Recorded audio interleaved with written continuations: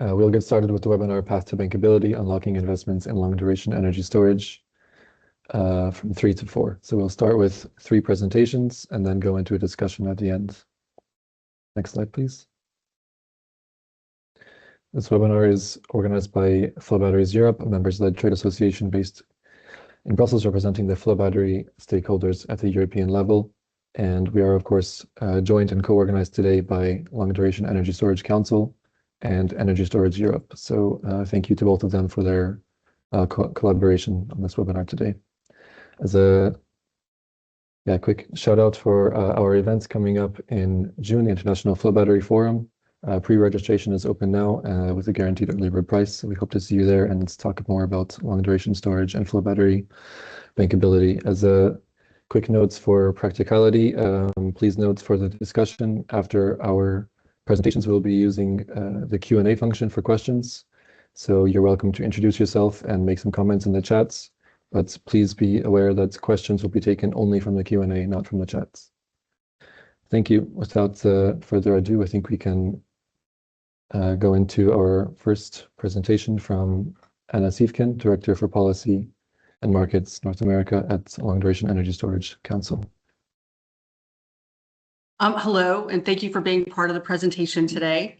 I'll be discussing the Long Duration Energy Storage, or LDES Council's latest white paper focused on bankability for LDES, created in partnership with consulting firm Teneo. Long-duration energy storage is essential to building a reliable, affordable, deeply decarbonized energy system.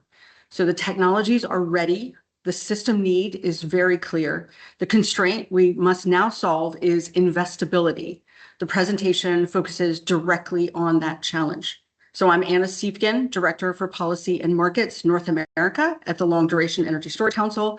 I lead our work on market design and regulatory frameworks across the United States and Canada power markets, with a focus on translating the capabilities of LDES into durable revenue models for that attract private capital. And for the Q&A, I'm delighted to be joined today by our CEO, Julia Sauter. Next slide. My contact information is here. Please connect with me on LinkedIn. So who is the LDES Council? We're a global organization that's uniting more than 60 members across more than 20 countries, including technology innovators, energy companies, investors, and end users, with a single mission: accelerating the deployment of long-duration energy storage. So we define LDES as storage of 8 hours or longer, dispatching energy as power, heat, or cooling for extended periods ranging from hours to seasons. It stores energy for when it's needed most, enabling high renewable penetration, industrial decarb, and reliable, affordable energy for all consumers. LDES is being deployed commercially on 6 continents across multiple technology types, and project numbers are growing fast. Projections point to strong LDES growth over the next decade, driven by higher renewable penetration, electrification, industrial decarbonization, and surging demand for firm power for data centers and AI. But deployment will be uneven, shaped by technology readiness, capital availability, and regulatory conditions. As I mentioned, LDES is growing, but not at the scale needed to meet decarbonization, reliability, and affordability goals. Next slide. The Council estimates that 2 terawatts will be needed by 2030, implying a roughly 50 times scale up. The key constraint that is bankability, and that's why the Council convened investor-led workshops in 2025, culminating in this bankability white paper, which we released in December, to understand financing obstacles, identify best practices, and develop a practical bankability assessment framework. There were many companies that participated in this work because bankability sits at the intersection, next slide, of technology performance, revenue certainty, risk allocation, and capital markets discipline. Next slide. A quick primer on bankability, which is the bridge between technical readiness and capital deployment. It's the degree to which a project can attract project financing based on revenue certainty, clear risk allocation, and performance confidence. So without predictable cash flow and disciplined risk management, capital won't scale regardless of the system need. Next slide.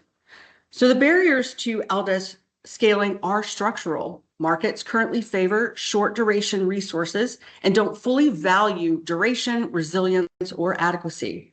Regulatory frameworks remain fragmented with inconsistent definitions and uncertain incentives. And investors still lack confidence in long-term performance, degradation, and reliability. So the core challenge is valuation, structure, and underwriting confidence. So in this report, we had key findings. Next slide. There are 9 of them, which cluster into 3 structural themes: revenue certainty and business model design, capital stack, and risk reduction. So investment in LDES depends on bankable business models with predictable revenues, alignment of the right capital to project maturity, clear technical and commercial standards to reduce uncertainty, and market signals that properly value the flexibility, resilience, and reliability and adequacy that LDES provides. Next slide. Long-term procurement contracts with predictable revenue are the key to unlocking lower cost project finance for LDES. Public finance institutions, insurance, and blended capital structures can absorb early stage risk and crowd in private lenders, shifting projects from expensive venture equity to structured long-term debt. And finally, next slide, emerging markets can accelerate LDES deployment by leveraging regional champions and conglomerates, which while combining sovereign guarantees, multilateral financing, and local co-investment to reduce political and credit risk. So let's look at some of the data that we found. We mapped LDES project finance ecosystems, and we showed how capital flows from finance providers to a project sponsor and how each key stakeholder carries specific risks that must be mitigated before financing can close. Policy risks cut across all parties, making it a foundational challenge for the entire capital stack. Next slide. So we identified the key levers for improving bankability as well, which is reducing risk across different types. Revenue risk, which is reliable cost covering streams are non-negotiable for lenders. Merchant risk, which is managed through hedges calibrated to market volatility. Technology, construction, and operating risks, which are mitigated via warranties, EPC obligations, and performance-based insurance. And finally, the business model and design risk, which is addressable through better life cycle planning. Next slide. Next, we drew out how risk profiles and capital sources shift across LDES project life cycles, from grants and angel investors at proof of concept through venture capital and climate funds at commercial demonstration to project finance and private equity at scale. So as technology and construction risks recede, lower cost institutional capital becomes accessible. Next slide. LDES financing is not driven by a traditional venture capital model. It requires a broader, multi-stage capital mix. Strategic and corporate investors account for roughly 1/3 of recorded investment, bringing validation and offtake opportunities that financial VCs rarely provide. Sovereign and multilateral participation is significant, particularly through guarantees and quasi-equity. And the private investment in public equity, or PIPEs, plus private equity together represent over 1/3 of the funding, reflecting investor appetite for mature post-demonstration assets. Next slide. Leading LDES OEMs have demonstrated real capital formation, spanning thermal, gravity, liquid air, compressed air technologies, with individual companies raising up to $1.4 billion from a mix of VC, private equity grants, and project finance. The investor base includes major institutional names, signaling growing confidence in the sector. Next slide. Public markets have also played a meaningful role. Over $2.5 billion raised through IPOs and special purpose acquisition companies, or SPACs, those mergers since 2017, with deal activity and size accelerating notably in 2022. So slide recommendations are next. So the white paper recommendations fall into four clear calls to action. Next slide, please. So we have calls to action for, and all of this is in the report, wanted to give you a snapshot. Investors who need to understand LDES technologies, collaborate across capital stack, and plan for demonstration projects and delays. Policymakers need to develop targeted public financing, reform markets to reward flexibility, and drive demand from large energy users. The broader LDES sector needs to establish technical and commercial standards and improve connections across the ecosystem. And technology providers need to get first of a kind projects built, develop performance data, diversify financing, and align early with partners. As I mentioned, the full details are outlined in the report. Next slide. So we did include as well a bankability assessment framework, which translates how investors and lenders actually evaluate LDES projects into a practical tool. It's organized around 5 pillars mentioned here, giving developers, investors, and advisors a shared language for due diligence. Next slide. So as we use this white paper as a roadmap, our focus at the LDES Council in 2026 is determining where we can have the greatest structural impact. So we will advance stronger market signals on duration recognition and procurement. We will strengthen the investment case through investor-ready case studies and major policy reforms. We will support procurement reform through model policy concepts and working groups. And we will reduce investment risk through standardized frameworks that lower transaction costs. But we can't do everything at once, but we can move the levers that unlock scale. And we love working with partners like many of you. Next slide. So in addition to this bankability report, the Council has published 3 other major reports, with one forthcoming, covering system modeling, market analysis, and deployment pathways for long duration energy storage. Together, they form a coherent roadmap for moving the sector forward. So thank you so much for the opportunity to present this work. And I'm so excited that Julia Souter will be available for questions at the end of this session. Thank you.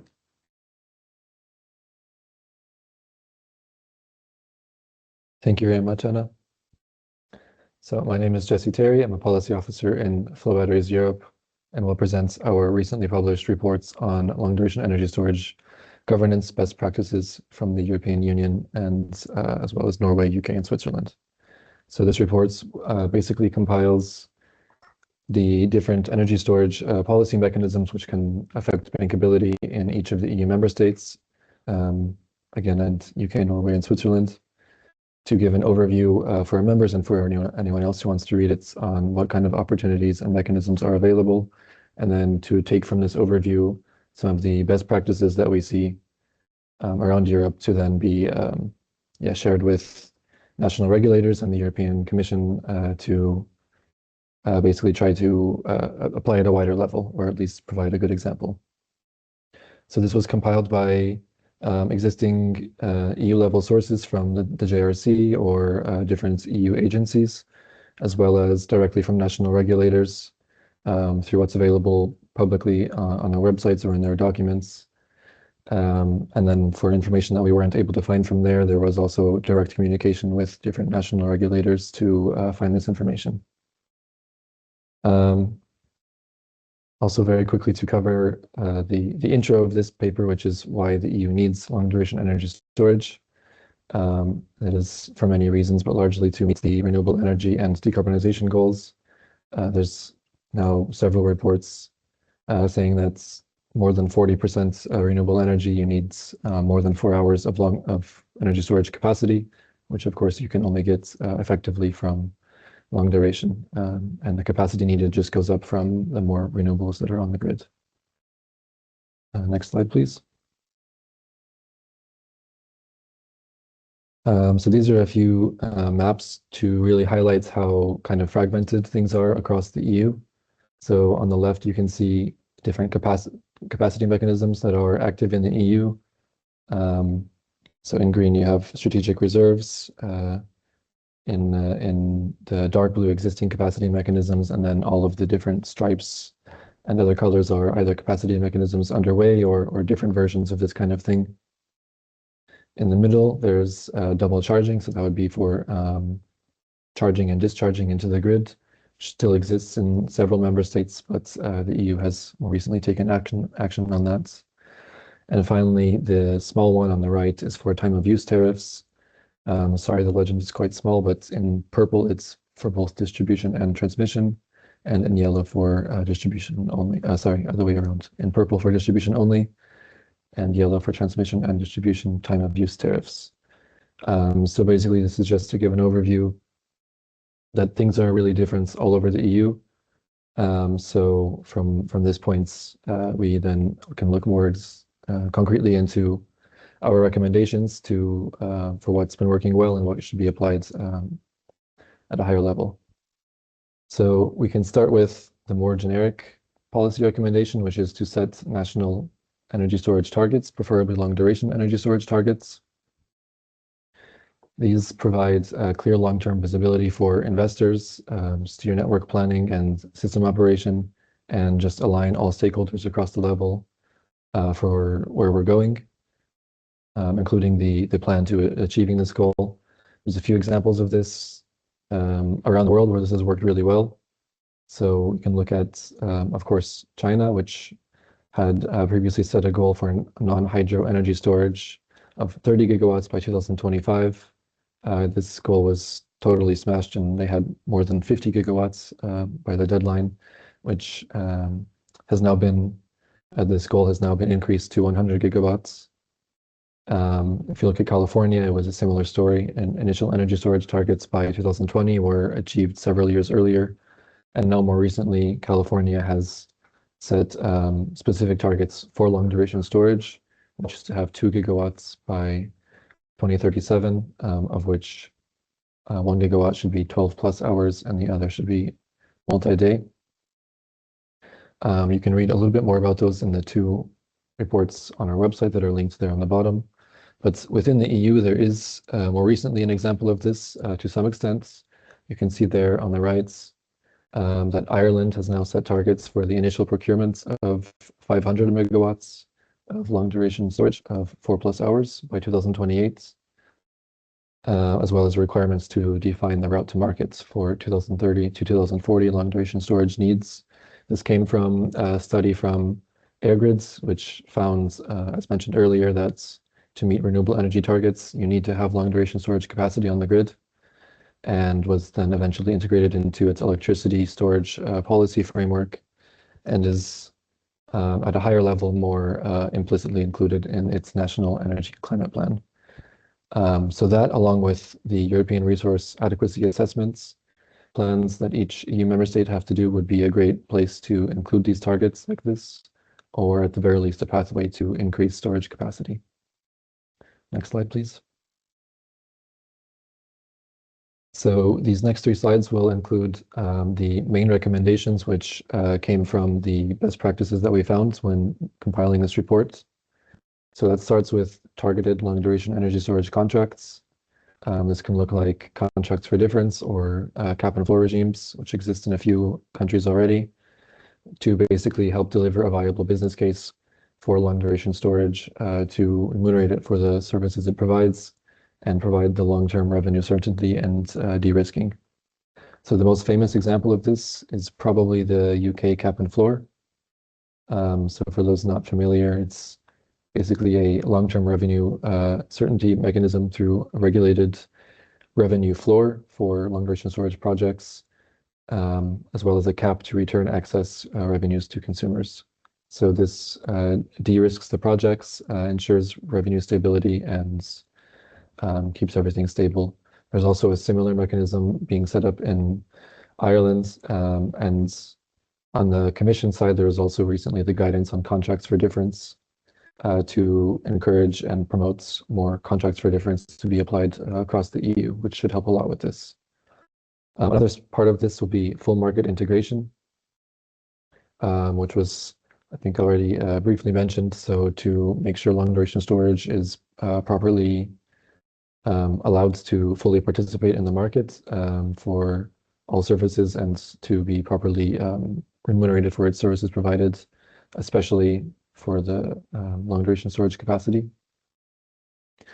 An example of something like this, we can look at Spain, which recognizes energy storage as public utility infrastructure and aligns access and connection rules with generation. So this addresses dual function classification and enables dual role or multi-role market participation as one process. Next slide, please. Next is probably a pretty obvious one, but smarter grids connection and grid connections and tariffs. So this includes the obvious one of removing double charging, but also other things like introducing time or location differentiated tariffs or and allowing wider access for energy storage market participation. So there are a few different examples of this that can work well. So we can go back to Spain once again with time variable grid fees, which create consistent temporal signals for charging and allow system-oriented operation. Slovenia has time of use power-based network charges for withdrawals at 15-minute intervals, which optimizes storage peaks and supports PV self-consumption. And finally, as a different case, Denmark, which has geographically differentiated network charges, which can steer investment towards areas with high demand and low local generation. Next slide, please. Finally, co-location benefits and, of course, manufacturing boosts can help long-duration storage rollouts. There's again an international example of the co-location efficiency with China, which for some time had more or less required energy storage to be co-located with solar and wind farms, which led to a huge boost in energy storage rollouts. There are some much less direct, but some points that can also be taken on board within Europe as well for things like this. So we can look at Lithuania, which has introduced hybrid power plant concepts, enabling multiple technologies to share a single connection capacity, or in Hungary, which requires agreements for the shared use of producer lines and grid connection points, which also includes steps for third-party connection to allow for these co-location plans to limit the grid congestion and really promotes the integration of renewables at the point. Next slide, please. So thanks everyone for listening and for joining the webinar today. Highly encourage you to check out all of the reports that you'll hear about today. But for this one on long duration storage governance, for which I just gave a very short little sneak peek into, there's much more information in the report. It's available to everyone, for the public, on the websites. So you can find it on our website there to find out more about what's going on in the EU there. So thanks again, and I will now hand over to Carolina Cruz, Policy Officer, Energy Storage Europe. Thank you.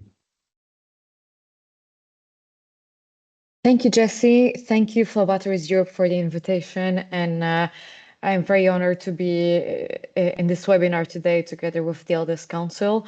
The idea of this last presentation before the Q&A, so I hope you are excited for the conversations that we're going to have after I present you the last paper of this webinar. Again, LDES is a set of technologies that are being paid a lot of attention to. It is not a trend, or if it is a good one.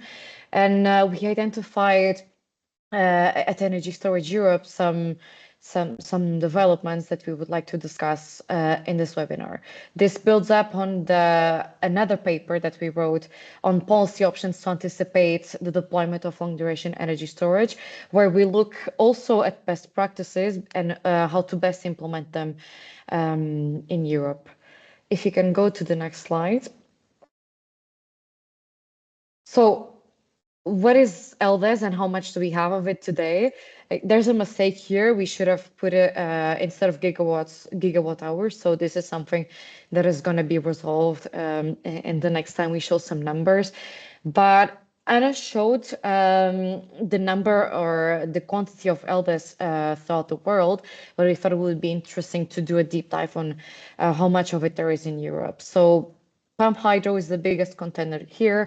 Then we have projects that are growing slowly but surely on thermal and compressed air energy storage.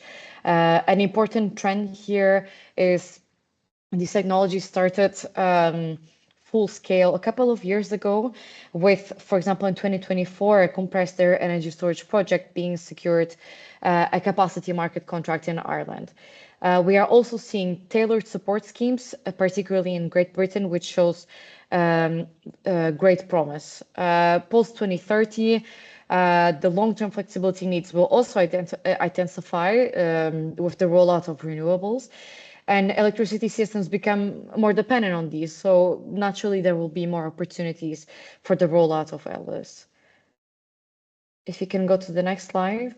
And since this webinar is about bankability, instead of going by detail on what we discussed in our policy paper, I thought it would be interesting to look at the different revenue schemes that are being recognized or that are being used for energy storage, but also of longer duration in Europe. So we look at adequacy, stability, and flexibility. So for adequacy, we have capacity markets, and they provide payments for availability during scarcity events. But today, they do not value duration and only capacity in megawatts.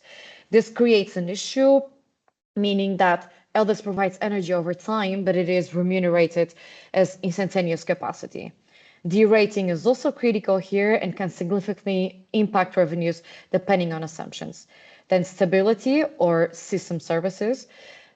I'm not going to go too much into it because I have a dedicated slide for this, but with the revision of network codes, we are moving from traditional frequency products to a broader set of system stability services. What are they? You're asking yourselves. They are grid forming capabilities, fast frequency response, inertia, and voltage support. This is a positive development, but these services are still not harmonized and not yet fully scaled. Last but not least is flexibility, or what I like to call energy markets. This includes arbitrage, balancing, and congestion management, but these revenues are still volatile, uncertain, and highly dependent on market conditions. Let's look more deeply into capacity markets in the next slide. They are improving. Let's start it this way, but they are largely driven by two developments. So historically speaking, capacity mechanisms were slow to approve, they were fragmented, and often they were not designed with storage in mind. However, with the Clean Industrial Deal Set 8 framework, which was put into place in June last year, things have changed, meaning that capacity markets are considered a tool as others, and they are not last resort. As historically speaking, like I mentioned before, they are more standardized across the EU, and there's a better assessment of system needs, considering energy storage and long duration energy storage contributions. But how do they work? There are competitive auctions, so euro by megawatt. Long-term contracts linked to CapEx are also involved in this. Revenue stacking is finally allowed, and there's a better coordination with flexibility schemes. But what does this mean?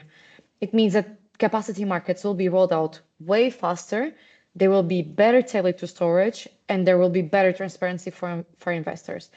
In parallel, and this is something that is not in the slide, but I really recommend everyone that is listening to us right now, check the ACER's recent recommendation on the European Resource Adequacy Assessment. It was published a couple of days ago, which already is hinting to the improvement of modeling for better representation of adequacy risks, inclusion of storage of revenues, and outputs that can be directly used for capacity market design, such as volumes and derating factors.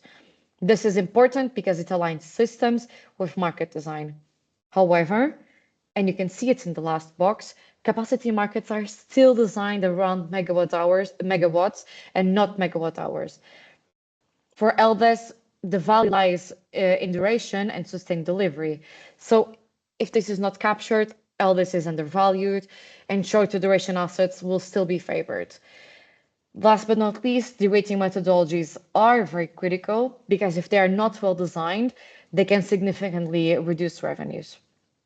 Going into stability in the next slide. As I was hinting when I started this presentation, the system is moving from synchronous generation to inverter-based resources.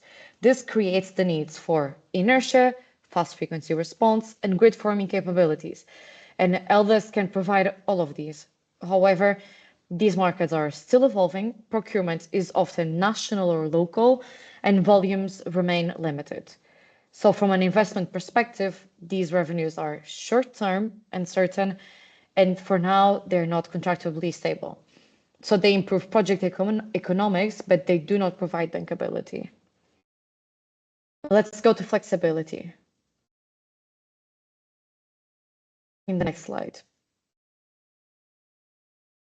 So what you are looking at here, this is a small snapshot of a timeline for flexibility needs assessment under the electricity market design. What is flexibility needs assessment? This is a new development that came with the electricity market design revision and introduces an EU-wide framework where member states assess flexibility needs every 2 years over a 5 to 10 year horizon. So save the date because July 2026 is when member states will publish their flexibility needs assessment for the first time, and then it will be updated every 2 years. But how does this work? They are based into transmission system operators and distribution system operators analysis. They are aggregated at EU level by ACER, which will be later integrated into the TY and DP. What does this mean? So by 2026 and 2027, member states will define indicative targets and potentially introduce support schemes, because if they assess their flexibility needs, but they do not have the technologies that are enough to reach these, support schemes can come into places. So the critical question becomes, how are these needs translated into actual support schemes? And in the next slide, I explain to you with the updates with CISAF. CISAF stands for the Clean Industrial Deal State Aid Framework. So there is more than flexibility needs assessment, and there's a full toolbox available under this for the Clean Industrial Deal State Aid Framework. On the right, there's a very big and very complex scheme that I invite you to read with more detail once we share the slides with you. But now with this state aid framework, member states can use the flexibility support schemes, capacity mechanisms, investment aid, de-risking instruments, and funding opportunities such as the Innovation Fund to deploy these new technologies. So the key point is, the issue is not the absence of instruments, but this is how they are designed and implemented. CISAF also makes state aid more streamlined, which reduces delays and regulatory uncertainty. But again, implementation by member states will be decisive. I'm almost done. I would like to go to the next slide where we do a breakdown of costs that energy storage technologies, and especially of longer duration, are facing. I this time split it into 3 categories, so taxation, grid fees, and permitting. Let's look first at taxation. Storage is still subject to double charging. This is an issue that is being more and more solved, but for now it is still treated both as consumption when charging and generation when discharging. At the same time, and more importantly, electricity remains more heavily taxed than other energy carriers, such as fossil fuels in many member states. Looking at grid fees, tariffs are often not aligned with time, so when flexibility is actually needed, or location, which is when the congestion is existing, located. And double charging, once again, is also an issue at network level. This means that flexibility is not properly rewarded where it provides the most system value. Last but not least, permitting and grid access. Permitting timelines remain very long and connection queues are growing rapidly. We have over 1,007 gigawatts across Europe of these queues, which we like to call the cowboys. In some markets, up to 50% of reserved capacity is not being used. So the combined effect is these barriers, these three barriers that I just explained, are reducing revenues for these technologies, they're increasing costs, and ultimately have a direct impact on bankability. But I don't want to just whine. I would like to shed a light to show you that there's a light at the end of the tunnel, which is the people in Brussels are working. David, if you can go on to the next slide. So in terms of taxation, there's a new energy taxation directive, which is quite funny because it's stuck in 2022. But the Commission just came out recently with a recommendation for taxes and levies. So with this recommendation, the Commission is pushing for lower electricity taxes and levies, including reduced VAT rates. And there's also a clear policy direction to shift taxation away from electricity, which is currently taxed more heavily than fossil fuels, like I said before. For storage, the most critical point is the end of double taxation. And the idea is that storage should be only taxed on net consumption and not both ways. If implemented, this would directly improve the business case for LDES. However, again, this is non-legislative and this lies on member states and to what extent they're going to implement it.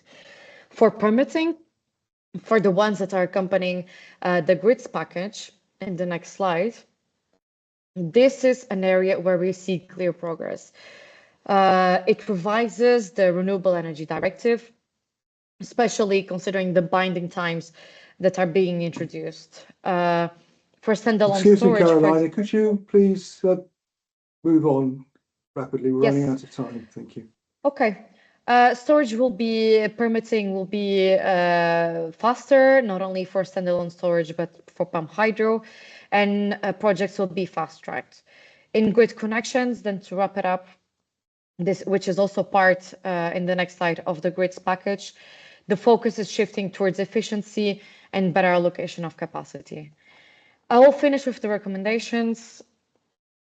So they go very much in line with what Anna and Jesse mentioned in their presentations. We need a sequence framework to deploy long-duration energy storage, and our recommendations are four. So establish robust LDES modeling and needs assessment, expand and reform ancillary and stability markets, promote and reform capacity markets to fully recognize duration, and deploy instruments for high capex LDES. Thank you very much. Super. Thank you very much to all of our presenters for this afternoon. Thank you very much. There's a lot of ground that we've covered there, so I appreciate that you've moved on quite quickly for that. We've got some time now for discussion, and I'm going to moderate it. My name's Anthony Price. I'm Secretary General of Flow Batteries Europe. I also run a small energy storage consultancy and management company in the UK. Many of you know me through my association with the International Flow Battery Forum as well. So you can see that I've got an obvious bias towards long duration energy storage. But let's first of all come on to Julia. Seems to have got a slide of Mr. Google there, don't you, that? Julia, welcome. You're CEO of the LDES Council. That's great. And you're following on from Anna's lovely talk. She was very enthusiastic, very clear with us, but saying the technology is real. We know that. We've seen long duration storage on the system for years. In fact, virtually since the system started, we had long duration lead acid batteries on most of the distribution in London. And we've grown up with pumped hydro around the world, so we know that.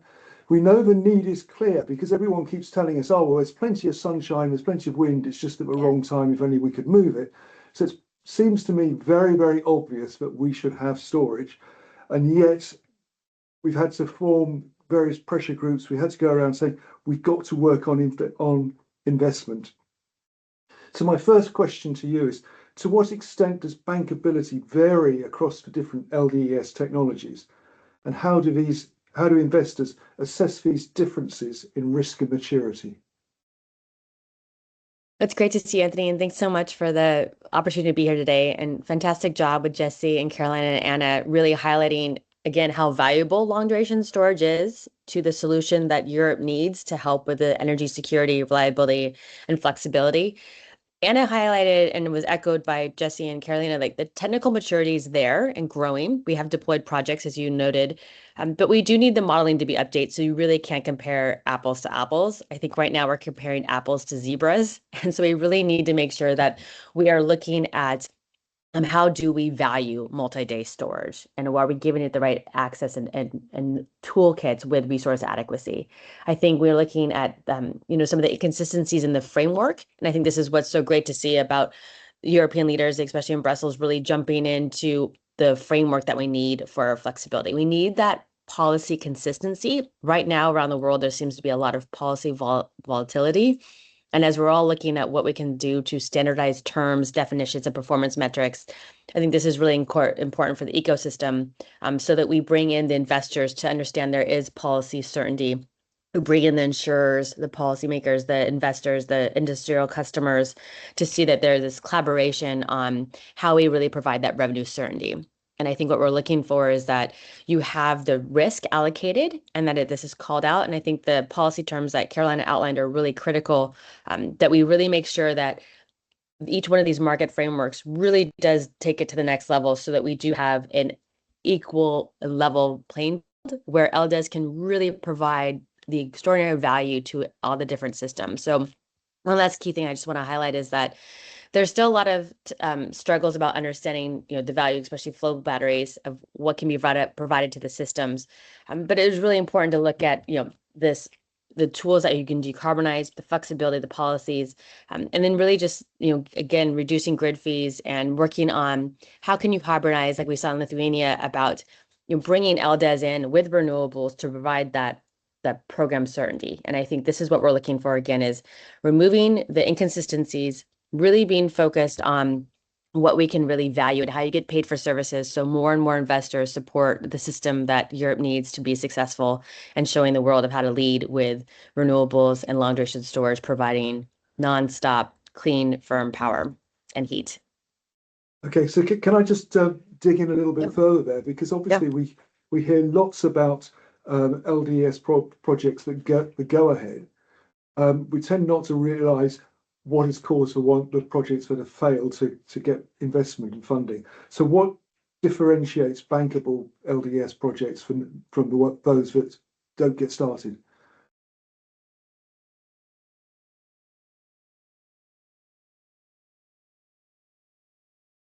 Sorry, I think sometimes there are some inconsistencies in the criteria. It goes back to my point about, looking at if you're looking at a 4-hour or 2-hour duration, and you're looking at a 10-hour or 2400-hour, there are different value streams and value add. So it's really, again, looking at what are the components that really bring value and address the needs of the customers, and how do you continue to provide this value over time? And if you're providing all these different services, whether it's the frequency control, congestion management, load flooding, are you getting paid for these? And in some markets you get paid for them, and others you do not. And that inconsistency causes many investors to think, well, how come I can get paid for this product here, but I can't there? Well, I'm going to invest over here. If there's an investors being able to see the value of being paid for the services, to really kind of show not only reliability services, but also profit, I think this is really a powerful tool. And so I think as we can have policies from various stakeholders demonstrate how you can check the boxes of LDES provides these 8 things, and they will get paid for these 8 things, then that really does show, continuity and security and kind of a pathway forward that you can be consistent, and so that your long-term investment will really hold up and provide the value that you're seeking. And if you have more consistency in the policies and the criteria, it really does help fill in the gaps. We just need that continuity. Thank you, Julia. Adam, over to you. Before we start, Adam, I should introduce you. You're the CFO of Infinity Energy Systems. We're very proud that you're a Flow Battery Europe member, and I've personally known your company for actually more than 31 years, I think, in various incarnations. So you've been on the block for a long time. Particularly interested to have you here because of your experience working with the UK government on some cap and floor projects. Some folk may not be familiar with the term cap and floor, but this seems to be a mechanism to get the market going for long duration energy storage. So could I ask you, please, very briefly, to talk about the cap and floor mechanism, how it's supported some of your projects and what happens next? Yeah, thanks, Anthony. As you say, initially some of these programs have been supported around more grant financing. So CEC was very active in that area, also DESNZ in the UK. And I think so the next generation of these programs that are starting to address the points that were talked to early on around revenue certainty being really important. And that's what cap and floor is doing.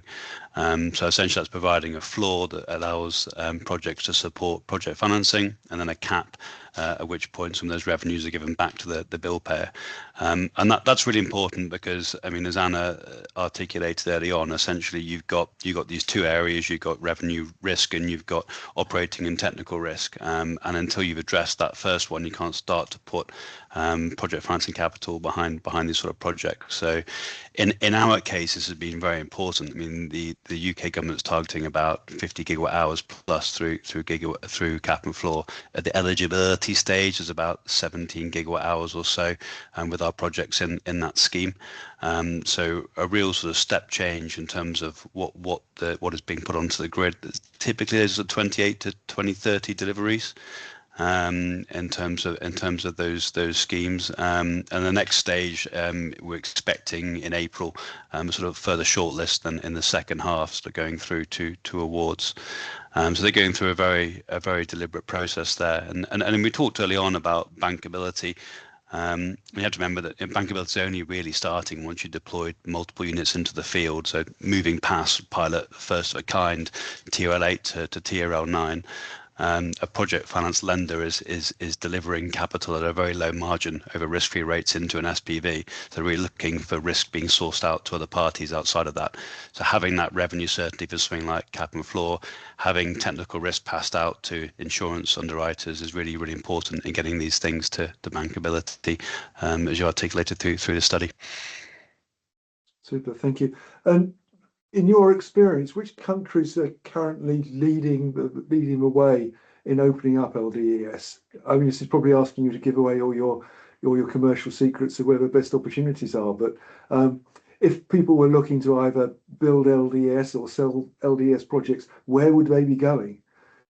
Yeah, I think it's moved over time. So the US was really important first mover. They had a lot of renewables in some of those states, and so they're already moving past average deployment of 4 hours in some of those areas. So that was sort of moving first. The cap and floor, I think it's fair to say, has moved first in Europe, and that's a stream too that really brings in new technologies that are solving more problems. Has been really important for LDES. Maxa was a bit more constrained in Italy, and then I think what's relevant is really looking for where you're solving a problem that conventional solutions like lithium cannot. So if you look at schemes like you had in India or also in Hungary, recently, really favouring depth of discharge and an ability to be able to clearly state your state of charge at any point, and then schemes like the cap and floor in the UK that's asking for a 25-year asset that can cycle day in, day out, and so having assets that don't degrade through multiple cycling, and then technologies that are cheaper on a lifetime cost has been really important for these sort of schemes. Thank you. You mentioned that those technical terms, depth of discharge, and I think some people on the webinar will be very familiar with that. Others may They wonder why, depth is important, but I think it's simply put, just how flat can you make your battery and still expect it to recover? And those of us that have ever driven an old car know that if you drain the battery too much, you ruin it. But there are other technical characteristics towards energy storage. So perhaps coming back to you, Julia, we hear a lot about round trip efficiency. And in terms of looking at making comparisons between different technologies, how do technical issues such as round trip efficiency feature in the perception of bankability of projects? In other words, why do some technologies do better than others? That's a great question. I think it goes back to modeling, because round trip efficiency is important, but then it goes about what does the customer need? You will have trade-offs. Sometimes you want more round trip efficiency for a different, whether you're looking at the durations or if you need, looking at density and power and capacity.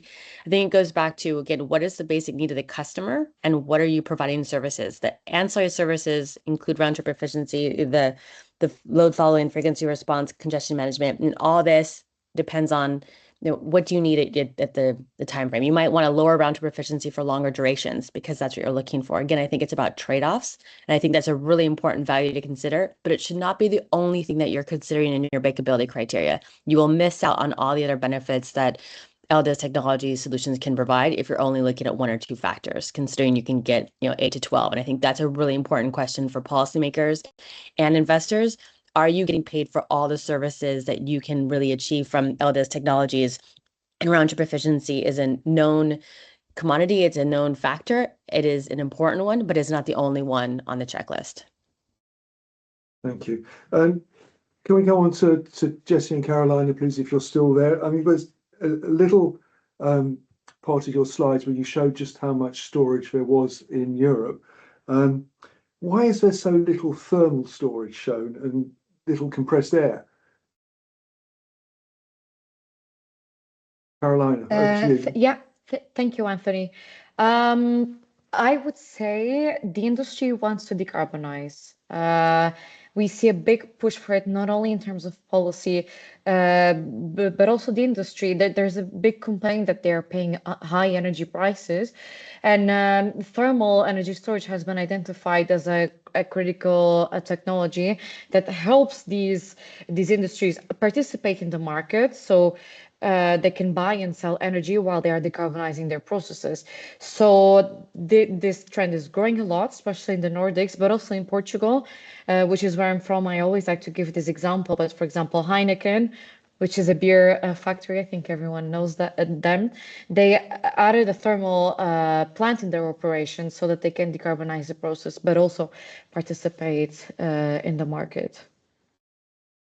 Thank you. I mean, using my prerogative as moderator, I mean, I would argue very strongly this is one area where we really need to all be customers. We are all citizens of the planet, and how we use our energy collectively is important. And perhaps we're not paying as much attention to the different vectors. So maybe we should be looking at ways of linking thermal storage with electricity storage and achieve a better low carbon solution by using the most appropriate technologies. And your comment, Julia, about it depends on what the customer wants for his application. I think we've also probably got to say who is the customer. And this will now come back, I think, to both Carolina and Jessie, because I think the work that they're doing in Europe, and indeed the work that the LDES Council is doing internationally, we have to start changing the way that people think about energy applications and how we get rewarded for it. And to me, it seems very sad that there are services which can be provided, but people don't bother to provide them because they're not paid for it. It's as ridiculous as people walking down the street and not picking up the litter because it's not their job to get paid for it. Yet actually, if we don't keep the planet clean, then we're not going to get anywhere. So, on that, if where's my question? What was I going to ask? Yes, direct question for Carolina here. If you were advising the European Commission tomorrow, or indeed any other local governments, what one market design change would unlock the fastest wave of LDES? That's a difficult question, right? Especially because we have some people working for the European Commission listening. So for the ones listening, and already there was a comment in the chat. If I were to advise them on just one thing, is to move from a system that values capacity in megawatts to one that explicitly values energy and duration in megawatt hours, for example. That's very clear. Thank you. Adam, is there anything you'd like to come back on? Because you make your money from selling stuff directly. What would you like to say to the European Commission and other governments about how their customers buy stuff? I think there's a lot that can be learned from what's already been rolled out elsewhere. So as I say, that cap and floor regime in the UK has been very successful in catalysing both technologies and also long duration onto the grid. And as Caroline has pointed out, if you've got a system there that motivates, incentivizes kilowatt hour assets putting on the grid to solve problems, then those assets will appear. And so, I mean, there's a lot that can already be learned from where that's been done well elsewhere. Okay. Question for anyone really. We talked a bit about international markets, and we've broadly looked at them on 3 or 4 different continents. In particular, what differentiates the markets in Europe from the markets in North America? And to add a little bit more flesh to it, is there a difference between short-term flexibility markets and longer duration markets in both areas that causes a difference in investment? Julia, would you like to start? Because you're nodding. Sure, I could jump in, and then I'd love to hear from our colleagues too. A couple of things that come to mind quickly are, one, Europe has a carbon price, and so it also just sets a clear market signal. And there are also, in the US, you have locational market pricings in certain markets. You have energy markets and capacity markets, depends where you are in the United States. And you also have the federal and state kind of seams issues as well. I think another issue is that, as Carolina mentioned, in some states in the United States, thermal energy storage has no access to markets, and even some of the electrochemical flow batteries doesn't either. And so how do you open up doors to have market access to sell back excess power from, when you can, or excess heat?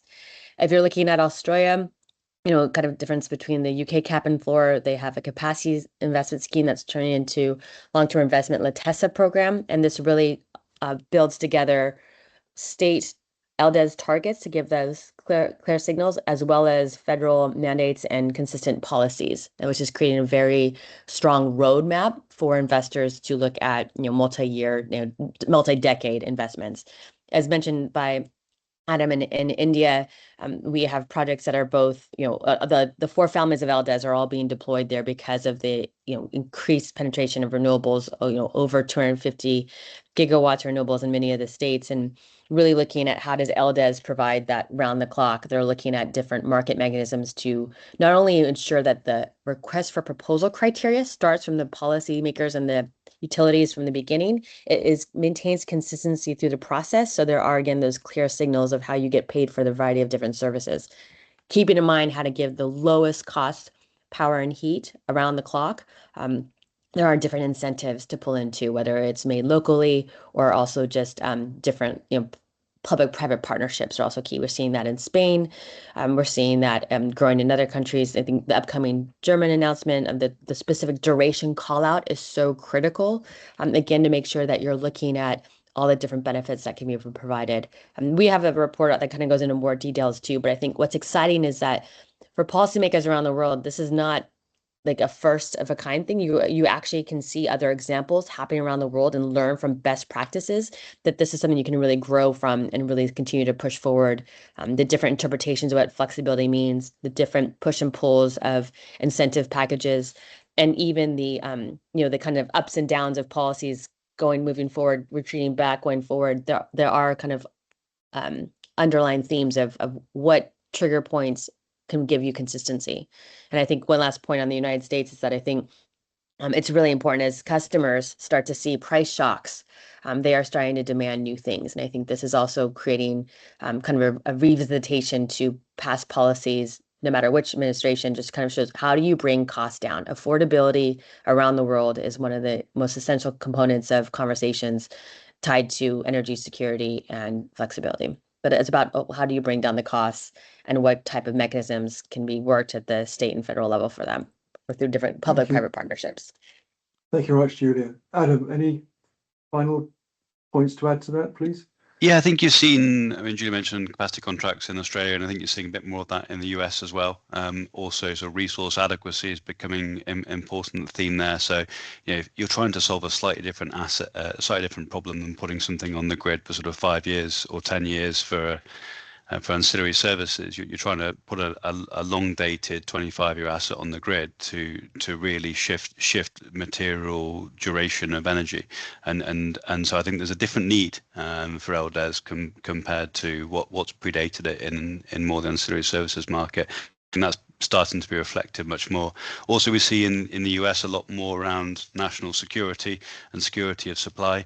So they're sort of aware of, if you're going to put assets onto your grid to manage your energy system, you want to be able to control those. And so there's a lot more happening domestically. We're able to move. We're more locationally mobile for the production of our product. So that's quite helpful. And I think that's carrying through more into UK and Europe as well, as that becomes a sort of political risk and geopolitical risk become things people are more aware of. So I think certainly you've got, look at the Italian scheme, much more fixed, like a regulated asset base. The US scheme's more liberalised through capacity markets. The UK bit in between through the cap and floor. You've got a sort of mixture of incentives and schemes that are being rolled out there in order to, as you say, solve this problem, Anthony, and get long duration assets onto the grid. Super. Thank you very much indeed. And let's not forget, we talked much about Europe and the Americas. There are other places we need to think of Africa, the Middle East, the Far East, all of which have actually got in their own way a lot of storage there. We know from looking at the historical evidence just how much pumped hydro there is in Asia, and that has consistently demonstrated its worth in a whole range of different activities. So I found this afternoon's presentations and discussion, the presentations have been absolutely excellent. There's a really good slide pack which comes with it, and that will be made available through the wonders of information technology and distribution system, which our team have got. So if you've been registered on the webinar, you should be getting a link to that soon. I think there's a few closing slides, David. It's just there's this probably one, one that Anthony. just gives a summary of it. But anyway, thank you very much to our presenters. Each one of you has been marvellous. So that's going to Anna, to Jessie, and to Carolina. Thank you, Julia and Adam, for joining us for the discussion. And thank you everyone for coming along today. And if you're still with us and you haven't yet left, do please check in for the International Flow Battery Forum in Hungary. We'd look forward to seeing you there, and do look out for the other webinars and conferences that there are around. And Julia, thank you very much for the support that the LDES Council has given us this afternoon for Flow Batteries Europe. That's great to know that we've got friends all around the world, and it's been lovely being here with you all. I see that people are clocking out by the minute, so I won't take up any more of your precious time. Wherever you are, I hope that you're safe, I hope that you're well, and hope to see you soon. Thank you. Goodbye.